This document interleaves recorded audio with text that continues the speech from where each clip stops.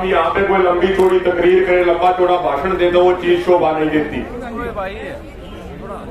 साथियों, छोटी छोटी 2-3 बात आपके साथ साझा करूंगा। सबसे पहले आज की जो इस पंचायत की अध्यक्षता कर रहे हैं अध्यक्ष महोदय जी, सामने बैठे हुए हमारे बुजुर्ग, हमारे नौजवान साथी, हमारी माताएं बहनें, आप सबको हाथ जोड़ के राम राम। सबसे पहली बात यह साथियों, मेरा निवेदन है थोड़ा ध्यान से सुनिएगा सारी बातें। अभी सुबह से एक बात हम सुन रहे हैं कि भाई आर पार कर दो। सुबह से हमारे कुछ साथियों की ये भावनाएं आ रही हैं कि भाई मार देंगे, मर जाएंगे।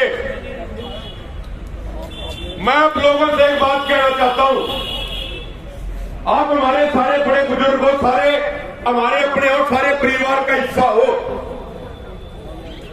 आपकी सबकी भावनाओं को हम समझते हैं। कल जब भाई का ऑपरेशन हुआ उस टाइम भी हम हॉस्पिटल में थे। हमारा भी मन कितना भारी है उसको हम शब्दों में बयान नहीं कर सकते। और वही बात है, एक आधा साथी सवाल उठाता है, सवाल उठाना उनका अधिकार है और जवाब देना हमारी जिम्मेदारी बनती है। क्योंकि यदि हम नेतृत्व करते हैं तो उंगली भी हमारे ऊपर ही उठेगी और उंगली जो उठाएगा उसको हम जवाब देने की जिम्मेदारी भी हमारी बढ़ती है। हम ये नहीं कहेंगे कि उंगली उठाने वाले हमारे नहीं हैं। उंगली उठाने वाले भी हमारे हैं, सवाल पूछने वाले भी हमारे हैं और उन सवालों की जवाब देने की जिम्मेदारी भी हमारी है।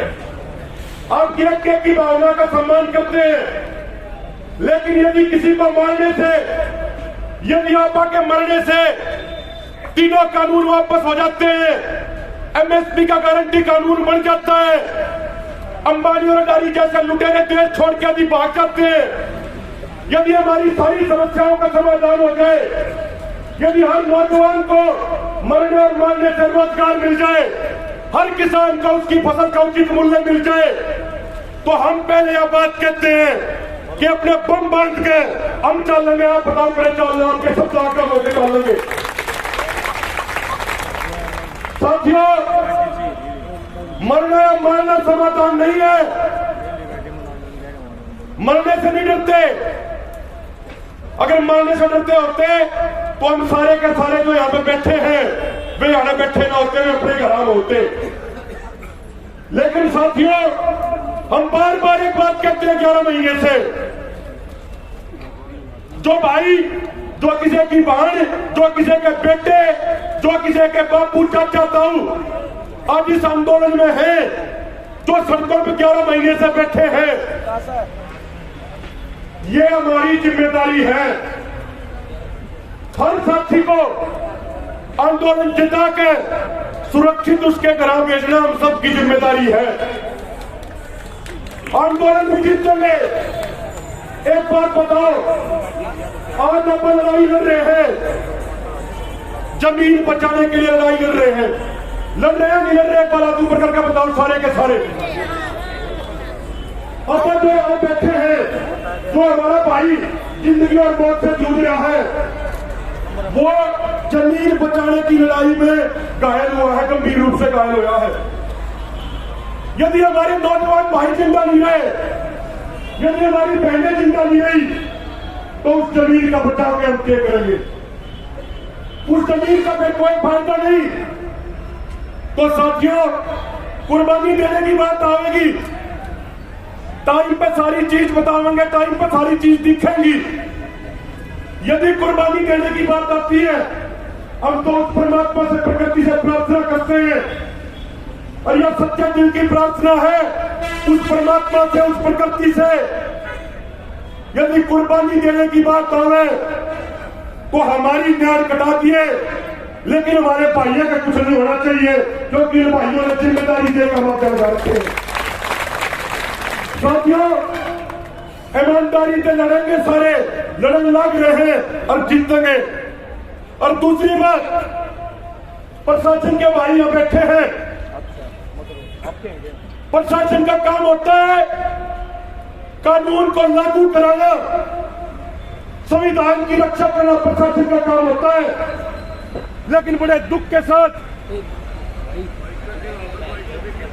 बड़े दुख के साथ देखिए भाई, कोई बात नहीं, मेरे ख्याल से परमात्मा ने ठीक ठाक आवाज दी है, पच्छे तक आ जाएगी। साथियों, प्रशासन का काम होता है कि संविधान की रक्षा करना, कानून की रक्षा करना, जनता की रक्षा करना, लेकिन बड़े दुख के साथ ये कहना पड़ रहा है कि आज प्रशासन हमारे देश में आदमखोर की भूमिका निभा रहा है, आदमखोर की। कल मैंने बताई, कल एक अधिकारी, कल एक पुलिस अधिकारी हमारे हिसार के क्रांतिकारी साथी को कहता है कि हिसार में सारी गड़बड़ियों कर रहा है, इसका इलाज करना पड़ेगा, इसका गोली मारनी पड़ेगी।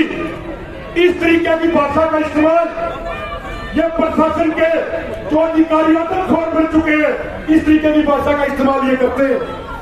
इससे बड़े दुख की बात और कह नहीं सकती। और एक आखिरी बात साथियों,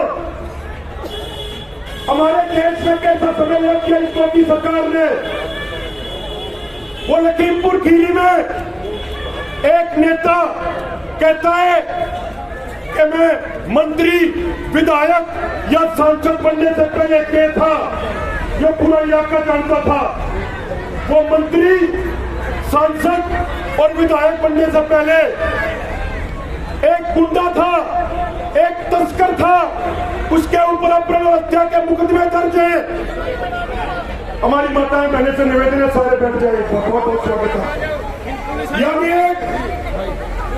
यानी एक मंत्री, एक नेता अपने आप को मंत्री कहलवाने में गर्व महसूस नहीं कर रहा, वो अपने आप को गुंडा कहलवाने में गर्व महसूस कर रहा है।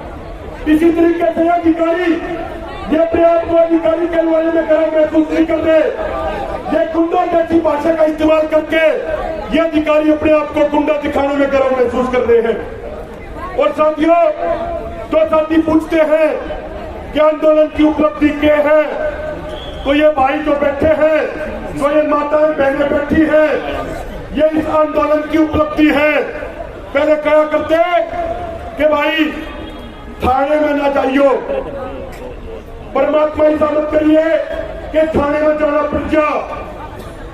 आज किसान, आज नौजवान, आज मजदूर, आज बुजुर्ग, आज हमारी माताएं बहनें थाने के भीतर निडर होकर डंके की चोट पर बैठी है, और ये पुलिस अधिकारी जो जनता के ऊपर रक्षाने काम करते हैं, ये थाने के भीतर बढ़कर छाता के ऊपर बैठे हैं।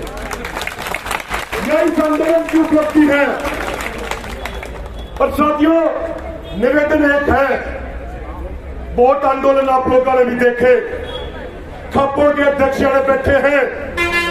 सरकार चाहती है, मोदी सरकार पहले दिन से चाहती है कि आंदोलन में हिंसा हो। यदि आंदोलन में हिंसा हुई तो नुकसान आंदोलन का होगा और फायदा सरकार का होगा। और यदि आंदोलन शांतिपूर्वक तरीके से लड़ते रहे तो नुकसान मोदी सरकार का होने लग रहा है और फायदा समाज का होने लग रहा है। आपकी यह बात बिल्कुल ठीक है कि मजबूत फैसला लेना चाहिए, मजबूत फैसला लेंगे, आपके विश्वास को साथ लेकर मजबूत फैसला लेंगे। लेकिन यहाँ पे एक अंतिम पंक्ति का बात सबकी समाप्त करूंगा कि परमात्मा, प्रकृति यदि इस दुनिया में है तो सुनने, आंदोलन जीतने के लिए कहीं पे कुर्बानी देने की जरूरत पड़े तो पहली कुर्बानी हमारी होनी चाहिए, उसके बाद किसी और किसी भाई के कुछ होगा नहीं तो किसी भाई के कुछ नहीं होगा। किसान मजदूर एकता।